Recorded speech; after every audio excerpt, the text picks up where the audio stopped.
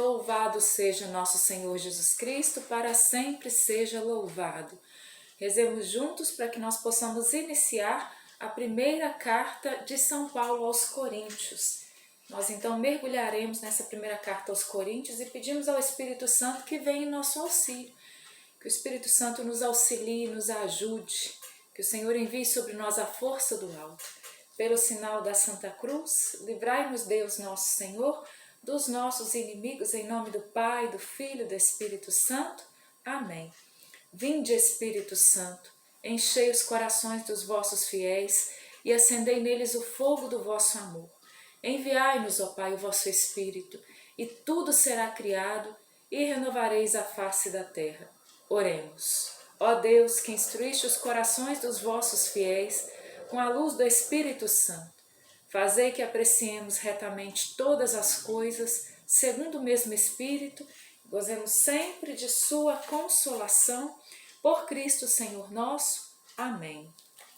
Então vamos lá, meus irmãos, primeira carta aos Coríntios. Essas cartas aos Coríntios maravilhosas, eu tenho certeza que o Senhor vai falar muito ao nosso coração. Capítulo 1, vai dizer assim, versículo 1. Paulo, apóstolo de Jesus Cristo, por vontade de Deus, apóstolo de Jesus Cristo por chamado e vontade de Deus, e o irmão Sóstenes, a igreja de Deus que está em Corinto, aos fiéis santificados em Jesus Cristo, chamados à santidade, juntamente com todos os que, em qualquer lugar que estejam, invocam o nome de nosso Senhor Jesus Cristo, Senhor deles e nosso. A vós, graça e paz da parte de Deus nosso Pai e da parte do Senhor Jesus Cristo. Então, como sempre, essas saudações de Paulo maravilhosas, riquíssimas, né? A saudação de Paulo que já traz uma riqueza enorme. Primeiro ele vai dizer quem ele é. Ele vai dizer da autoridade que foi dada a ele do alto. Paulo, apóstolo de Jesus Cristo, por chamado. Então Paulo sabe que ele foi chamado. Ele tem consciência do seu chamado. Ele diz por chamado e vontade de Deus. Apóstolo de Jesus Cristo por chamado e vontade de Deus. Nós precisamos ter consciência de quem nós somos e do nosso chamado, e de qual é a vontade de Deus a nosso respeito. Nós precisamos saber isso, nós precisamos perguntar ao Senhor, nós precisamos saber do Senhor qual é o nosso chamado, nós precisamos abrir os nossos ouvidos para ouvir, para escutar, e nós precisamos saber qual é a vontade de Deus ao nosso respeito. E ele vai dizer então, aos fiéis santificados em Jesus Cristo. Quem somos nós? Fiéis santificados em Jesus Cristo, chamados à santidade. Então, quando ele diz santificados em Jesus Cristo, ele diz daquilo que Jesus fez por nós. Ele nos santificou. E aí ele vem dizer de qual que é a nossa parte. Nós somos chamados à santidade, então nós temos que dar uma resposta àquilo que Jesus fez por nós. Nós precisamos responder ao Senhor que nos santificou com uma vida santa. Chamados à santidade, juntamente com todos os que, em qualquer lugar onde estejam, invocam o nome de nosso Senhor Jesus Cristo. Então, onde quer que tenha um filho de Deus, uma filha de Deus, aí onde você está com o seu nome, cada um de nós somos, então, estes, chamados à santidade, santificados em Jesus Cristo. Nós somos esses que invocamos o nome do Senhor Jesus Cristo, Senhor de todos nós. E ele diz no versículo 3, a vós, graça e paz. Nós precisamos dessa graça, nós precisamos dessa paz, graça e paz, da parte de Deus nosso Pai e da parte do Senhor Jesus Cristo. Não cesso de agradecer a Deus por vós, pela graça divina que vos foi dada em Jesus Cristo. Nele fostes ricamente contemplado com todos os dons, com os da palavra e os da ciência. Tão solidamente foi confirmado em vós o testemunho de Cristo. Assim, enquanto aguardais a manifestação de nosso Senhor Jesus Cristo, não vos falta dom algum. Olha o que Paulo vai dizer aos coríntios. Aquela comunidade de Coríntios, ela era rica em dons. Eles foram ricamente agraciados com os dons do Espírito Santo. E talvez nós possamos dizer, Senhor, nós fomos ricamente agraciados com os dons do Espírito Santo. Nós fomos, Senhor. Nós queremos te agradecer e te bendizer pelos dons do Espírito Santo, pelos carismas do Espírito Santo. E ele vai dizer, assim, enquanto aguardais a manifestação de nosso Senhor Jesus Cristo, não vos falta dom algum, não faltava nenhum dom. A igreja de Corinto, não faltava, aquela comunidade ali de Corinto, nenhum dom. Eles tinham todos os dons. E é interessante que foi uma comunidade rica em dons, em carismas, mas eles estavam num lugar muito difícil. A cidade de Corinto, ela era considerada uma cidade perversa pelos seus pecados, uma cidade cheia de luxúria. Os pecados naquela cidade eram terríveis, né? Eram terríveis, uma cidade onde haviam ali muitos pecados. E no meio dessa cidade, a Igreja de Cristo é fundada. No meio dessa cidade, dons e carismas são derramados em profusão, para que fossem um sinal para aquela cidade, né? Ele há de vos confirmar até o fim, para que sejais irrepreensíveis no dia de nosso Senhor Jesus Cristo. Ele há de vos confirmar, o Senhor falando para nós, até o fim, para que sejais irrepreensíveis no dia de nosso Senhor Jesus Cristo. Porque não adianta não faltar dom algum a nós, talvez.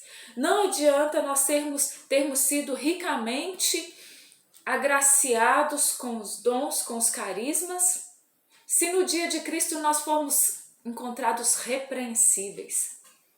Se nós não formos encontrados irrepreensíveis no dia de Deus, nós então seremos apartados do Senhor, e isso vai ser terrível. Termos tido dons, termos tido carismas, termos conhecido o Senhor, mas não termos mudado de vida, vai ser terrível. Então, ele há de vos confirmar. Paulo vem dar uma esperança. Olha, o Senhor está com você e ele há de te confirmar, para que você seja encontrado irrepreensível. Então, como se Paulo dissesse para nós, mas Deus vai te dar toda a graça para você conseguir. Não desanime, não volte atrás, lute, seja aquilo que Deus te dá a graça de ser.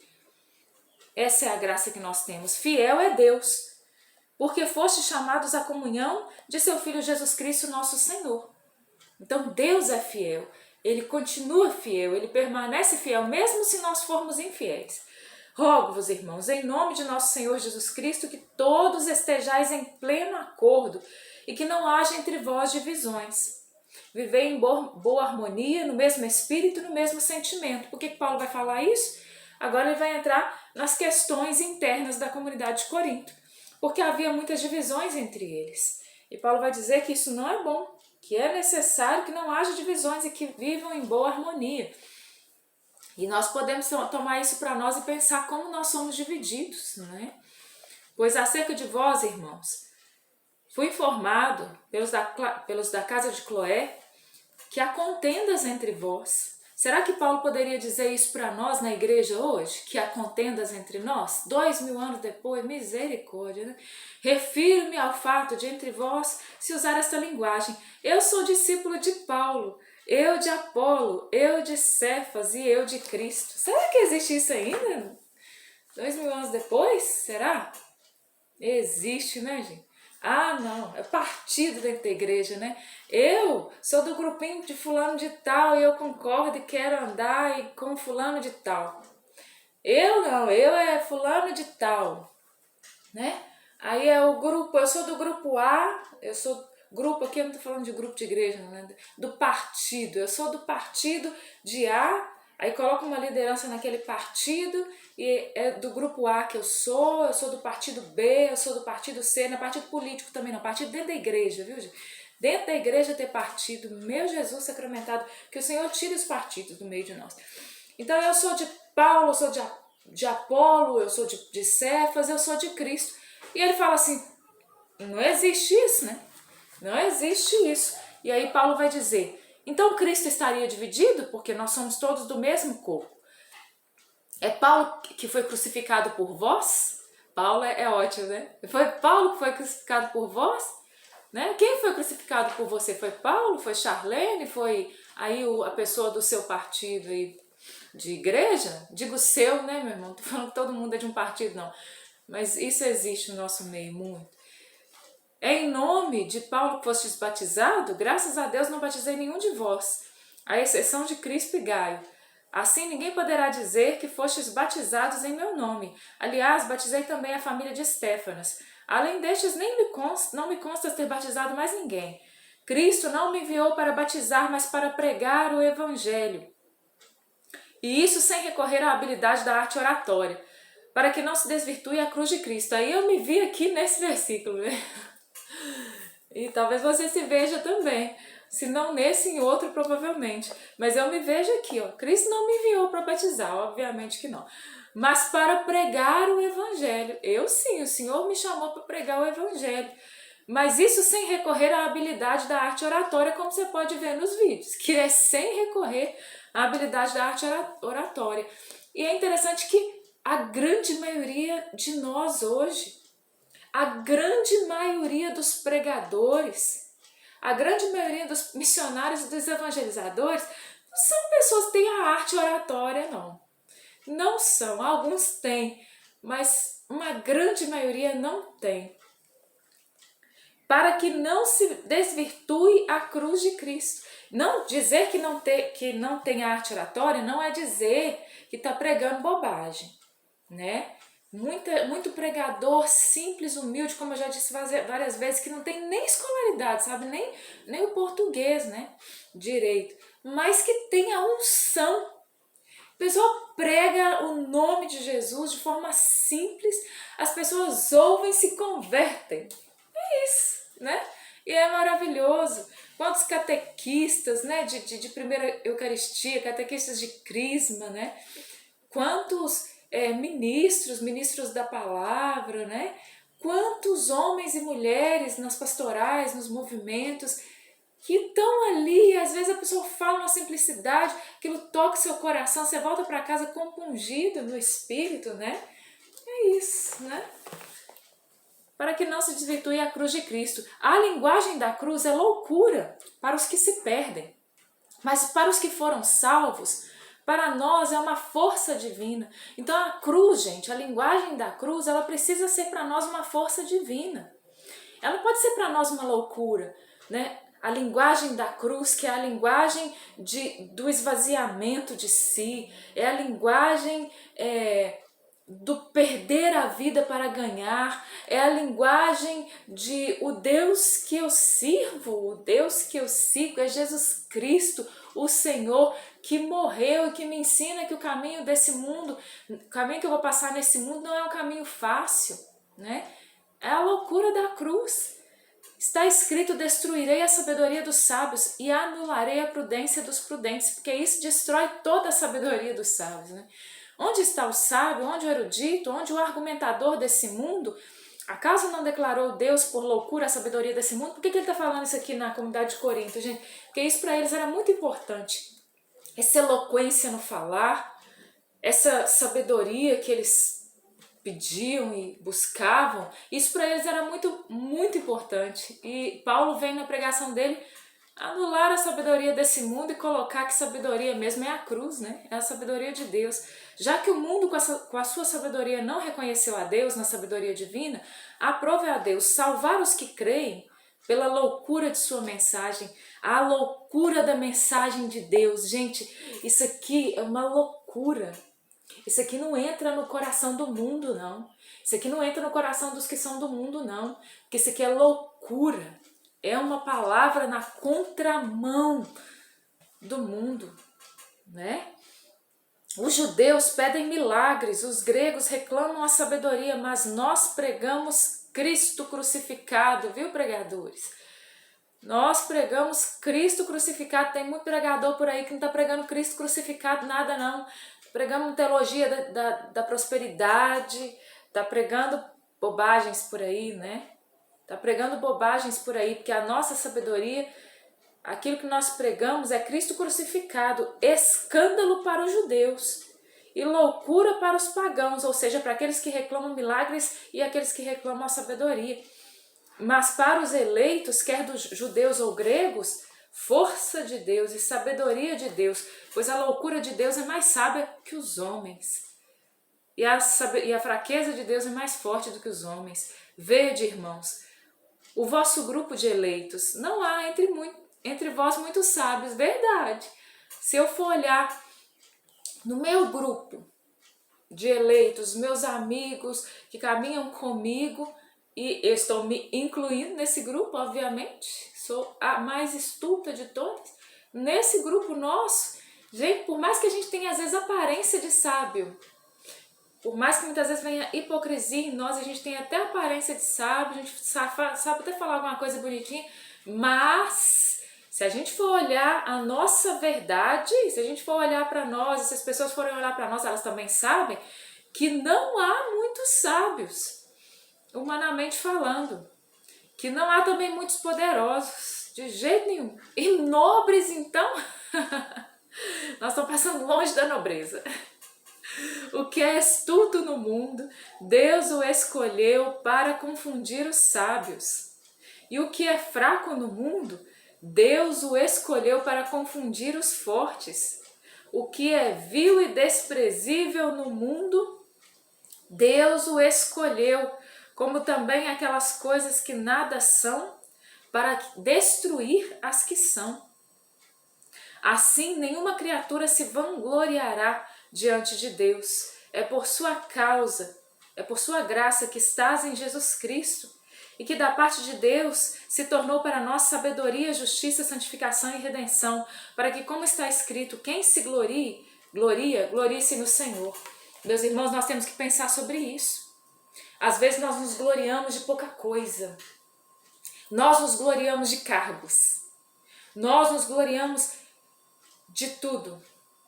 Nós nos gloriamos de tudo, muitas vezes, né? Você tem ali um ministério, o ministério da intercessão, o ministério da pregação, o ministério da oração por cura e libertação. Você tem, não sei qual o ministério, você tem um ministério aí, você tem uma função, você tem um cargo de coordenação, um cargo que te dá visibilidade, um cargo te dá microfone, um cargo te dá aplauso, e aí você se gloria no cargo, você se gloria no dom que Deus te deu, você se gloria no seu ministério, eu me glorio no meu ministério. Muitas vezes nós nos gloriamos naquilo que é vão, ao invés de nos gloriarmos no Senhor que nos deu os dons, no Senhor que nos deu os ministérios, no Senhor que nos instituiu talvez em autoridade, em alguma realidade. E aqui vamos diferenciar autoridade e autoritarismo, né? Então, nós que não tenhamos nada de nos gloriar, porque no final das contas, se a gente olhar para nós e para o nosso interior, e a gente parar de se gloriar nas vestes, misericórdia, pode colocar uma roupinha de igreja, né? Pode colocar nada, uma cruzinha que coloca uma roupinha de igreja, seja lá qual for. Eu sou o santo canonizado pela igreja, não me toque, né? Quem se gloria, glorie-se no Senhor, que nós somos o lixo Nós somos o cocô do mosquito, do cavalo, do bandido. É isso. Nós não temos nada que gloriar. É no Senhor. Capítulo 2. Também eu, diz Paulo, quando fui ter convosco, irmãos, não fui com o prestígio da eloquência, nem da sabedoria anunciar-vos o testemunho de Deus. Julguei não dever saber coisa alguma entre vós, senão Jesus Cristo e Jesus Cristo crucificado. Eu me apresentei em vosso meio num estado de fraqueza, de desassossego e de temor. A minha palavra e a minha pregação longe estavam da eloquência persuasiva da sabedoria. Eram antes uma demonstração do Espírito e do poder divino, para que a vossa fé não se baseasse na sabedoria dos homens, mas no poder de Deus. Entretanto, o que pregamos, é uma palavra que também que fala muito para os pregadores, né, gente? Então vamos prestar atenção. Entretanto, o que pregamos entre os perfeitos é uma sabedoria, porém não a sabedoria deste mundo, nem a dos grandes deste mundo, que são aos olhos daquela desqualificados. Pregamos a sabedoria de Deus, misteriosa e secreta, que Deus predeterminou antes de existir o tempo, para a nossa glória. Essa é a sabedoria que nós pregamos, a sabedoria de Deus, misteriosa e secreta. Sabedoria que nenhuma autoridade desse mundo conheceu, pois se a houvessem conhecido, não teriam crucificado o Senhor da glória. Versículo 9, maravilhoso, magnífico, sensacional, um dos versículos mais maravilhosos da Bíblia. O meu versículo bíblico, que eu amo tanto, que eu creio, no qual eu coloco a minha esperança. É como está escrito: coisas que os olhos não viram, nem os ouvidos ouviram, nem o coração humano imaginou. Tais são os bens que Deus tem preparado para aqueles que o amam. Meu irmão, minha irmã, fica firme. Porque coisas que os olhos não viram, ouvidos não ouviram, coração humano jamais imaginou, é o que Deus tem reservado para aqueles que o amam. Fica firme. Ame a Deus acima de todas as coisas. As criaturas, elas não merecem o nosso amor como Deus. As criaturas não merecem que nós doemos a nossa vida, que nós entreguemos, a não ser entregarmos a nossa vida ao outro pela evangelização, para que o outro se salve.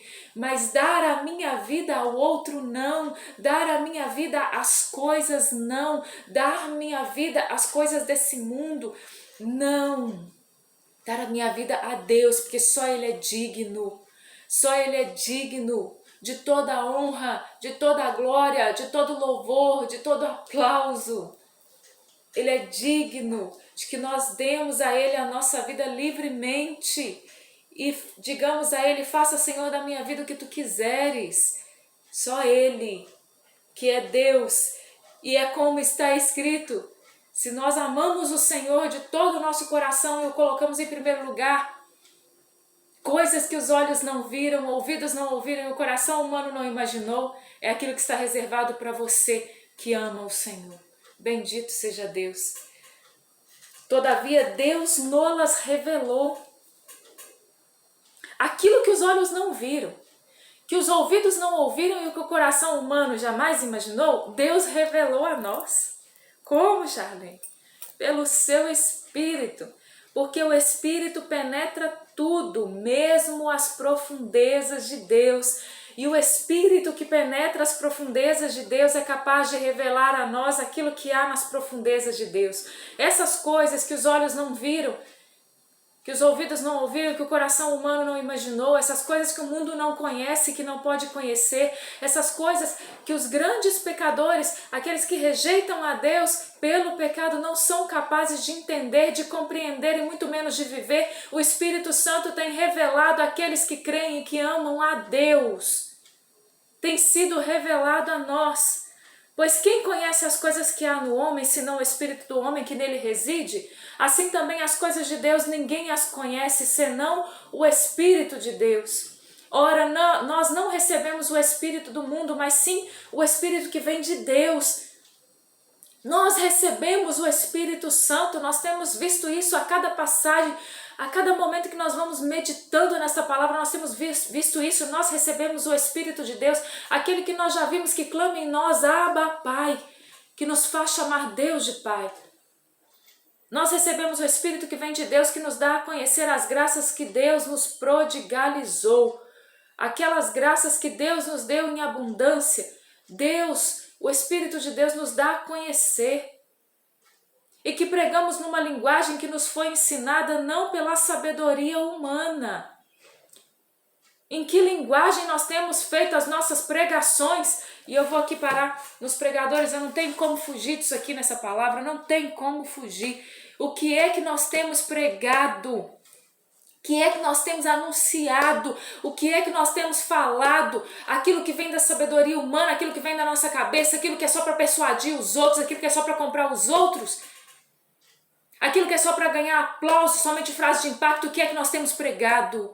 Nós temos pregado segundo a graça de Deus. A nossa pregação tem sido com uma sabedoria humana ou com uma sabedoria que nos foi revelada pelo Espírito? Porque é pelo Espírito que se exprime as coisas espirituais em termos espirituais. E somente o homem espiritual é capaz de pregar as coisas espirituais que o Espírito Santo nos revelou em termos espirituais. É aquela pregação espiritual, gente. Tem gente que prega, você fala assim, como o Daniel Pio nos ensina, né? E ele fala tanto, que mistério é esse? Tem gente que prega e a gente fala assim, meu Deus do céu, que mistério é esse? De onde que a pessoa tirou esse mistério? Quando a gente vai ler os escritos dos santos, aquilo que eles dizem e que foi revelado a eles pelo Espírito, a gente fala assim, meu Deus, que mistério é esse? É muito longe das coisas desse mundo, é muito distante das coisas desse mundo, é muito na contramão do mundo, na contramão do que o mundo fala, na contramão do que o mundo prega. A radicalidade evangélica, a radicalidade em Cristo Jesus, a radicalidade na vida no Espírito. Agora, às vezes não, né? Existem dois tipos de pregação. Aquela pregação light, aquela pregação, né?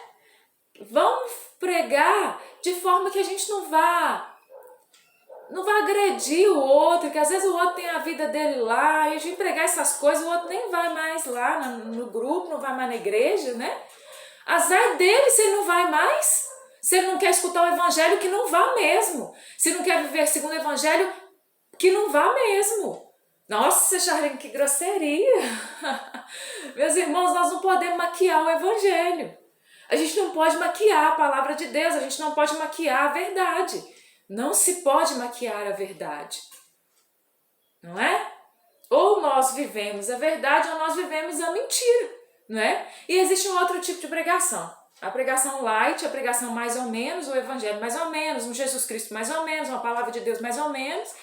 E existe aquela pregação hipócrita, que era a dos fariseus, dos escribas, dos doutores da lei, onde você amarra fardos pesadíssimos no outro, onde você mesmo não quer arredar nem com o dedo. Você fala, mas não vive. Existem esses dois tipos de pregação. Aquela que você fala, mas não vive, não é? E aquela que você já faz a pregação light, uma vez que você também não vive, mas também não fala com os outros. Dois tipos de pregação, né? Terríveis, terríveis. E a palavra de Deus vai continuar dizendo, mas o homem natural não aceita as coisas do Espírito de Deus, e não aceita mesmo, pois para ele são loucuras. E o que esse povo fala aí na igreja, gente? Que loucura que é essa? Esse povo está no século passado, esse povo está no milênio passado. É assim que falam. Gente, isso aí não existe mais não. É assim, por quê? Porque o homem natural não aceita as coisas do Espírito de Deus. E nem as pode compreender, porque é pelo Espírito que se devem ponderar. Sem a graça de Deus, sem o Espírito de Deus, não tem jeito de entender mesmo, não vai entender. Ontem eu escutava o professor Felipe Aquino falando sobre isso, né?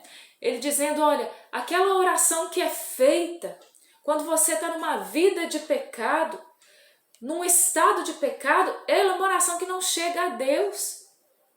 Por quê? Porque você está afundado no pecado.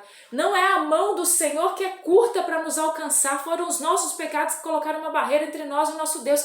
Então é preciso nos convertermos, preciso buscar o Senhor de todo o coração, ter uma contrição verdadeira. Preciso procurar o sacramento da confissão, é preciso voltar a Deus, é preciso corrigir a rota da vida. É preciso, não adianta a gente fingir que não precisa, gente. Nem as pode compreender, porque é pelo Espírito que se deve ponderar. O homem espiritual, ao contrário, julga todas as coisas e não é julgado por ninguém. Porque quem conheceu o pensamento do Senhor se abalará a instruí-lo? Nós, porém, temos o pensamento de Cristo. Termina dizendo assim esse capítulo 2. E eu pergunto a você, nós temos o pensamento de Cristo? Porque Paulo vai afirmar, nós, porém, temos o pensamento de Cristo. E ele está falando aqui para quem? Para os cristãos. Ele está falando aqui para quem? Para a igreja presente em Corinto. E ele está falando aqui na palavra de Deus para nós que estamos lendo hoje, para quem? Para mim e para você. Ele diz, nós temos o pensamento de Cristo. E eu me pergunto, e eu te pergunto, nós temos o pensamento de Cristo? Que o Senhor e o Espírito Santo infundam em nós os pensamentos de Cristo, para que nós deixemos então de lado a vida dúbia, a vida de hipocrisia, e que nós vivamos no Espírito. Glórias ao Pai, ao Filho e ao Espírito Santo, como era no princípio, agora e sempre. Amém. Pai nosso que estais no céu, santificado seja o vosso nome. Venha a nós o vosso reino, seja feita a vossa vontade, assim na terra como no céu. Pão nosso de cada dia nos dai hoje, perdoai-nos as nossas ofensas, assim como nós perdoamos a quem nos tem ofendido. E não nos deixeis cair em tentação, mas livrai-nos do mal. Amém. Ave Maria, cheia de graça, o Senhor é convosco.